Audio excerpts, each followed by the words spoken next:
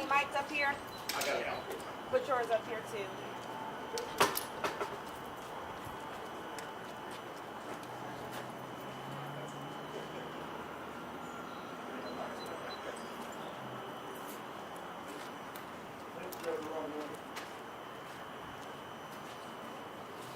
There's gonna be enough space for.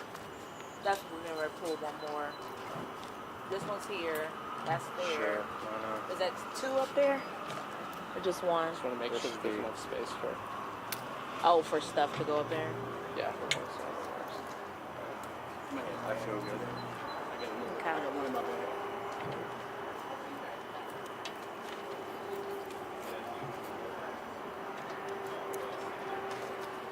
Think that's enough? Yeah, don't cover them. His mic. Okay. Yeah, no, you're fine.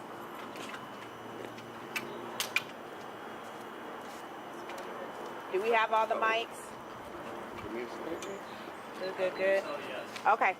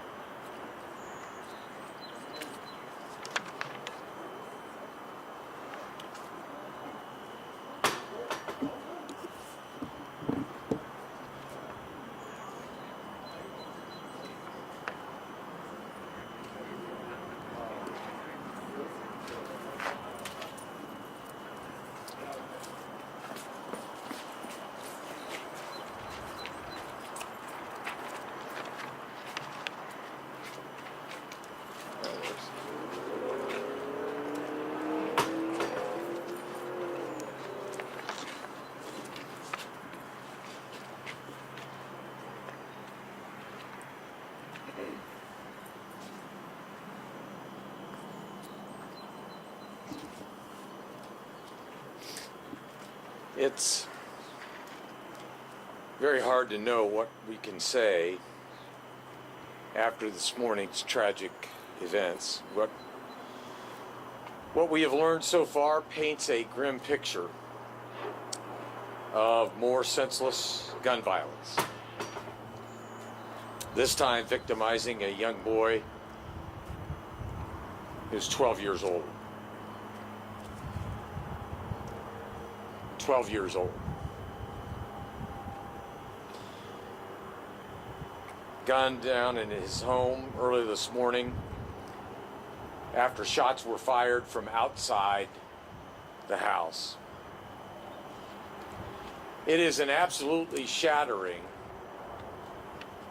experience, and I cannot imagine what his family is going through.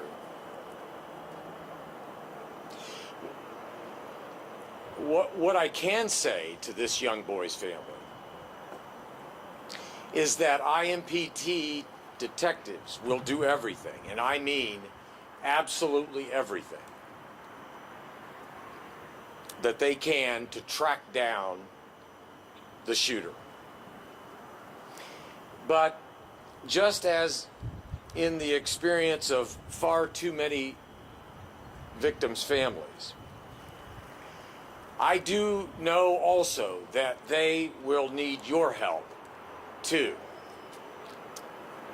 Indianapolis. So I'm asking for everyone and anyone in the neighborhood or in the wider community who saw something who may have heard something, who knows something, please help us and help this young boy's family by calling in information.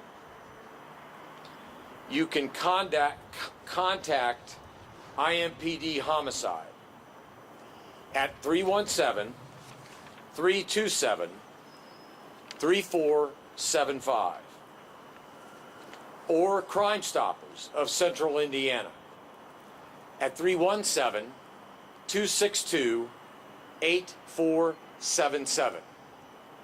That's 262 TIPS.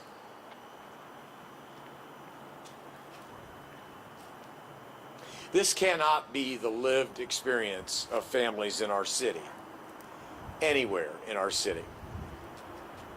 That is why the city, IMPD, elected officials, community anti-violence groups, church groups, and individuals throughout the community are doing all that we can, everything that we can think of, to address the spike in deadly violence in Indianapolis.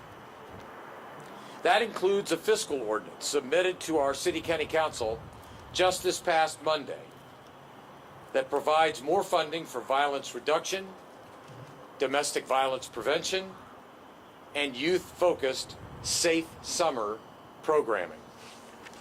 Measures aimed at addressing the violence that we have seen steadily grow over the last year in our community, and in fairness to our community, in cities throughout the country. We are not immune. And that's just the latest addition in a long list of incentives and investments that we have been making. Growing our police department's force, growing our police department's budget, badly needed updates to technology so that the department can make data-driven decisions about the deployment of resources, millions of dollars in investments in grassroots level anti-violence organizations, the creation of the Office of Community Violence Reduction with an expanded staff of neighborhood peacemakers, some of whom, by the way, were out yesterday further west on 34th Street, providing help and resources to this community.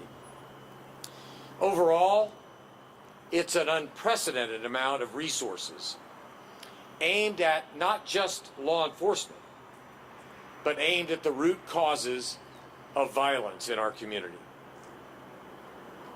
And yet, it hasn't been enough to stop the deadliest crimes in our city. This much is certain. We need more information from those who know or are aware of the relative few who perpetuate these callous acts of deadly violence. We need our community to say, enough is enough. Violence is not the answer, cannot be the answer to conflict. The lives of too many of our young people are at stake. Again, those numbers to call are IMPD Homicide at 317-327-3475 or Crime Stoppers at 317-262-8477. This information can be relayed anonymously. We just need your help. With that, I'll hand things over to IMPD Chief Randy Taylor. Chief.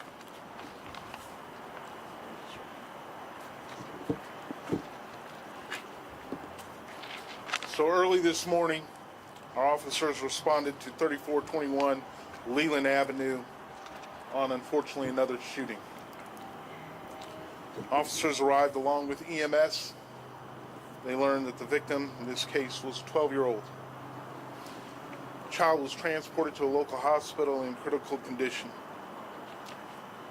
This young man was visiting his grandparents' residence when bullets entered the home while he was playing video games with his other family members.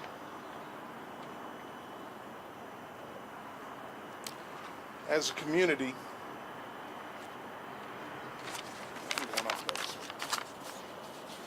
let me say this from my heart. I've only been chief for a short while. Been in law enforcement a long time.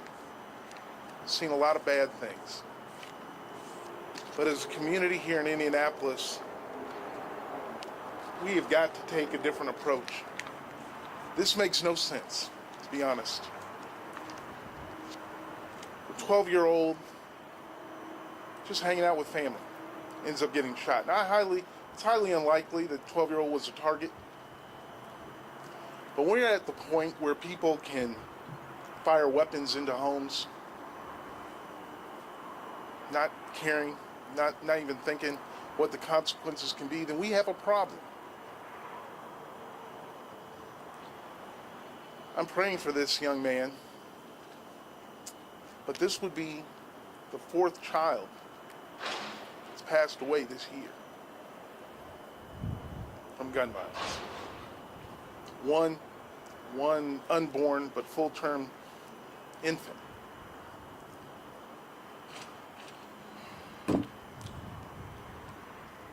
You know what keeps me awake at night is just trying to figure out what is going on here. Why are we at this point? It's a police issue from the standpoint that we have to concern ourselves with what's going on and what happens. But it's not a police issue from the standpoint of why people are pulling triggers and doing this stuff. Now, we'll do our part to try to get these people off the street.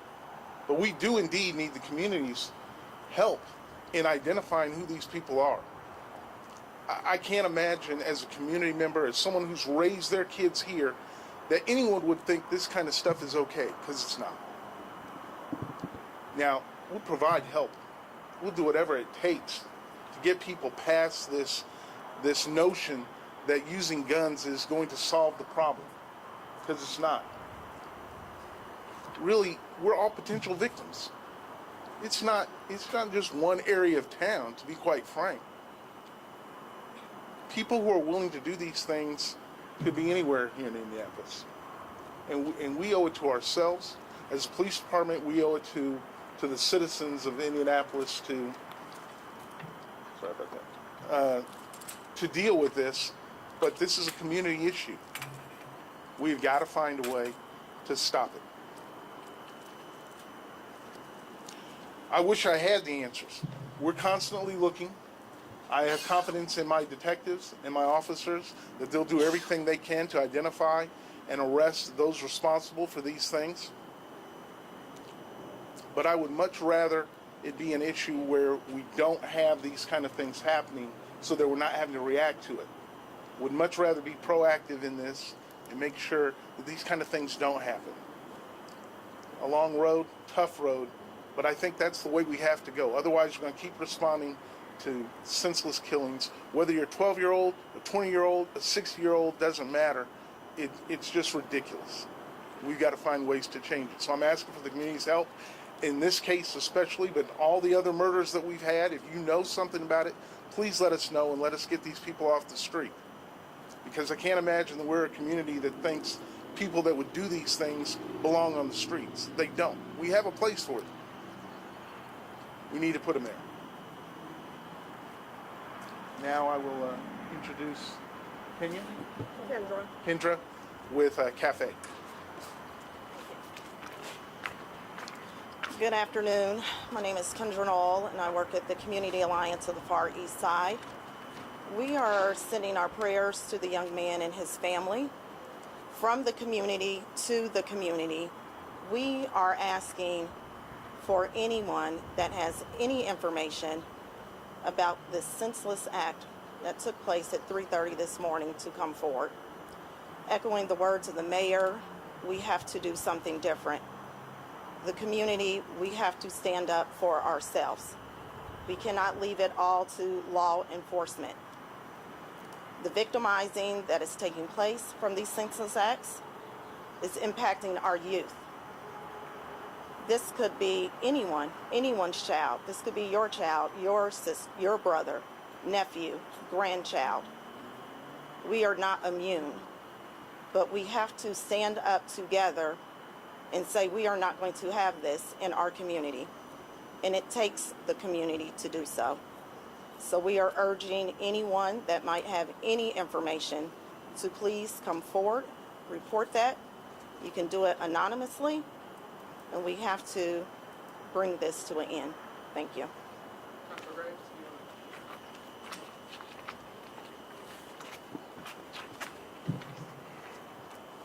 Good morning, everyone. My name is Keith Graves, Indianapolis City County Council, District 13.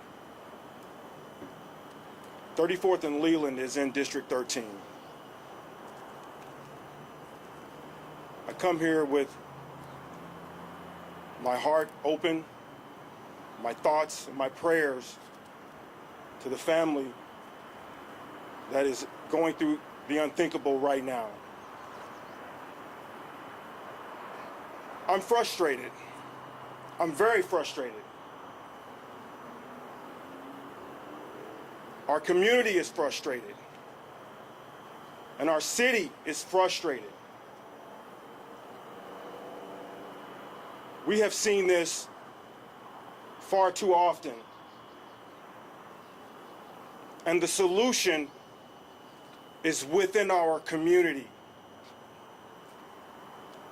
We can stop this type of occurrence from happening.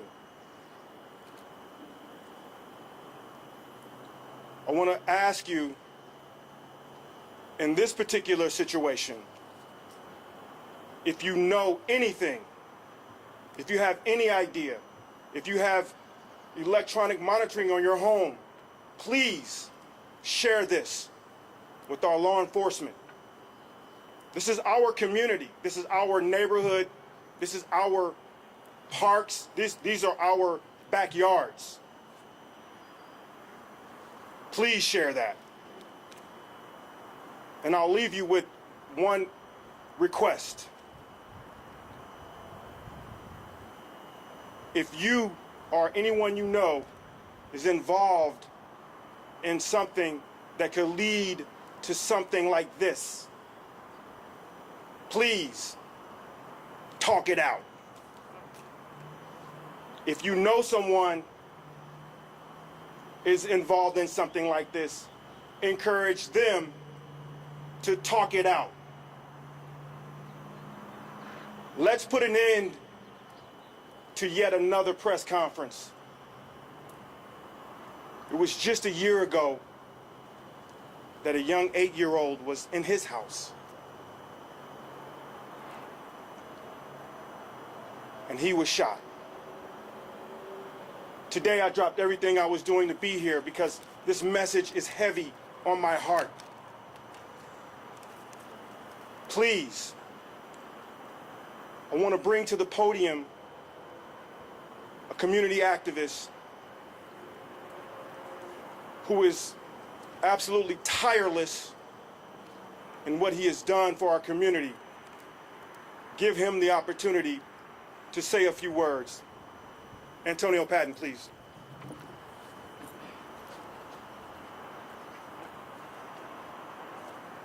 Good morning, everyone.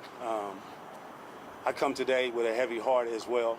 As a father, as someone that lives on the Far East Side and lives in this neighborhood, this community, and also this city. As a father, my heart shatters into a billion pieces. I can't relate with the Bills family, nor do I want to relate. I can't feel their pain, nor do I want anyone else to feel this pain. But I am disgusted and I'm sickened in my heart when I see all this gunplay and these babies that their lives are being snatched prematurely. I am tired and I'm sick and tired of being tired. May 20th, today's my birthday, I get a call that at 2 a.m., a kid can't even play a video game in his house. This is beyond crazy. I have 6 kids of my own. I have a 15-year-old son. I don't want to bury him. It was not meant for the children to be being buried by their parents. And on behalf of the Bills family, I just left the family's house. And for everybody that's behind the TVs watching, they did not ask for this. Their lives was interrupted without asking. And now they have to deal with it. And their life will never be the same. I'm shaking in my legs right now. And my heart is bursting. And it breaks in a million pieces because we have these young men out here that their lives been snatched prematurely. I'm tired of doing memorials. I'm tired of the candle visuals. Why can't these cameras be on and we be acknowledging this 12-year-old doing something phenomenal? But no, instead, people have to come here and cut their things in their lives short because we have to deal with this on so many levels. And on behalf of the Bills family, I'm shaking in my legs because I was just at the house. You should see them. You should go sit with them and get a glimpse of what their life is going through right now. The grandmother asked me to say to you all, please pray for their family. And you get this, somebody taking her grandchild. She don't want vengeance, she wants justice. She don't want another grandmother to feel what she's feeling. She just wants those that's responsible to be dealt with. So if you know anything, you've seen anything, speak up, because it was not designed for these babies to be taken like this. And on behalf of the community and everybody that's standing behind me, we're sick and tired of being tired. If you can't fight, close your mouth, and you won't need a gun. Close your mouth if you can't fight. That's what we used to do after school. You get into it, you put your dukes up. Everybody went home. The one that got whooped knew not to mess with that guy again. You need to take a note from that book. Put them guns down. Quit going to these gun shows. It's 3 E's: enroll, enlist, and employ. If you want to shoot a gun, get in our military and protect this country to where you can be trained on how to shoot accurately.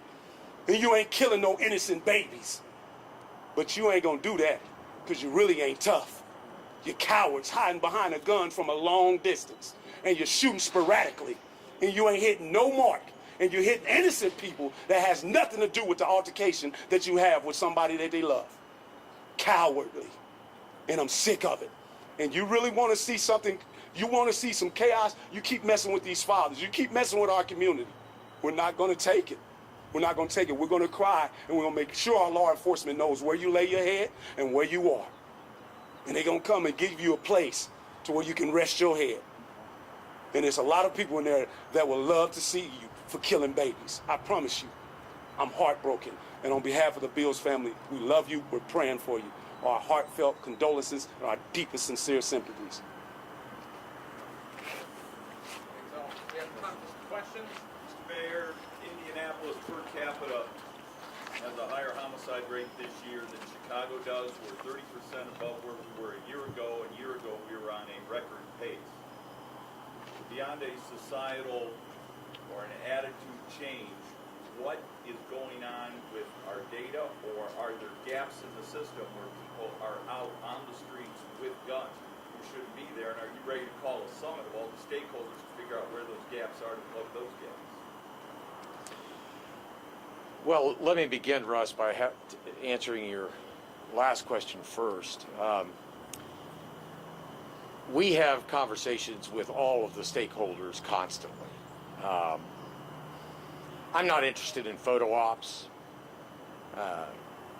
Rick Snyder, the head of the FOP, he and I meet on a monthly basis. Reverend Harrison, he and I get together at least quarterly. Shauna and her team, the Office of Public Health and Safety, convenes regularly anti-violence groups throughout the city. So the notion that a summit of some sort is going to be the answer is inadequate. What we will continue to do, though, as a city, is continue to make unprecedented level of commitments to resources that are designed to help our police officers, whether it be in data, whether it be in force and patrols, whether it be, frankly, creating new programs, reaching out to newer and more community groups. We constantly analyze police tactics, and we will continue to do that. So, I guess in final analysis, we are doing literally everything that we possibly can, adopting best practices from other communities where some measure of success has occurred. And we will continue and are committed to continuing to do that.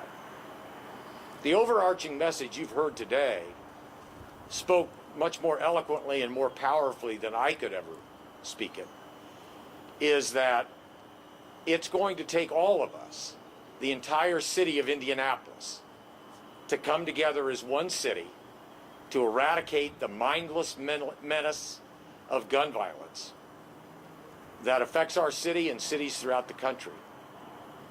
And if we do, and I'm confident that we will, with the investments that we're making in law enforcement, with the millions of dollars each year that the City County Council appropriates to neighborhood-based anti-violence outreach, to the peacemakers in our violence reduction programs, we will make a difference. We can turn this around. And I just say as a final matter, we for the last 5 years have been committed to investing every available resource in every available program. So we have not been static in our approach. We have changed where change is necessary. And I do believe that there are changes being considered at the federal level. I would encourage changes be considered at the state level. Common sense changes that an overwhelming majority of the people of this country support, in terms of greater background checks, in terms of purchasing of guns, closing the loopholes that currently, those are not Second Amendment foundational changes. Those are common sense approach that a vast majority of the people of this city, of the people of this state, and the people of this country support. And so I would advocate. I wish I could advocate changes at the local level, but the Indiana General Assembly prohibits local units of government from doing anything as it relates to the mindless menace of violence that is stricter than what state law provides. So I simply would respectfully call on our representatives in Washington and our representatives in the Indiana General Assembly to address some of those issues as well. Mayor, 2 questions. Can you tell us the condition of this young man right now? Yeah, I would have to. Critical. Ever since I came back to Indianapolis 3 years ago, I have sat here and heard you talk about crime reduction programs, more money for different programs, and violence seems to be increasing. Tell us what's working. Well, I do think that we are making progress at a woefully underpopulated and underfunded police department. I believe when I was first elected mayor, we had right at 1,500 sworn officers. By the end of this year, I hope that we have 1,700 sworn officers out on the street. We have returned to community-based, beat-oriented policing. We are investing in data and technology that help our police officers understand the nature of the challenges and fight crime more effectively. But, Richard, the message today goes beyond law enforcement. I stand with law enforcement. They are doing everything they can possibly do with the resources they currently have in fighting the scourge of gun violence that affects far too many neighborhoods in our city. The answer is to engage the community and get the community to respond. And that is what our request is today, that beyond this tragedy, in every instance of gun violence, I think Antonio said it well. Instead of resolving conflicts with a gun, find ways to resolve your differences without using a gun. That's I think, critical. What's the status of the summer violence reduction plan? We are continuing to put the finishing touches on that, Russ. Going back to your previous question, we have delayed announcing that by several weeks because we continue to talk to even more community groups, community stakeholders who want an opportunity to be heard, who have ideas that they want us to consider. And so in a few short weeks, I think we'll be announcing our comprehensive summer strategy. Chief Taylor, can you tell us any circumstances for last night's shooting? Was this a drive-by? Do you believe shots were intentionally fired into this house as a target? What can you tell us at this point? I believe it was a drive-by. Number of shots fired into this house. I'm not sure this house was the target house, but they did hit a mark, and they hit a child. So I really, unfortunately, don't know much more about why this occurred or the motivation for it or anything like that, but that's what our detectives and officers are working on as we speak. Were there other houses hit as well? I don't believe so. Chief, there's been an increasing number of drive-by shootings, particularly in the area where this happened last night. What's happening? I can't answer that, unfortunately. I am, like I said, these are the things that keep me awake. I don't know why people choose to do this. I don't know why. My honest opinion is we have too many people that have not matured emotionally, and this is how they respond. When they're not mature emotionally, they go out, they get upset about stuff, and this is the way they feel they need to handle that problem. And that's never going to work for them in life, and it's not going to work for us as a community. Thanks all. Appreciate it.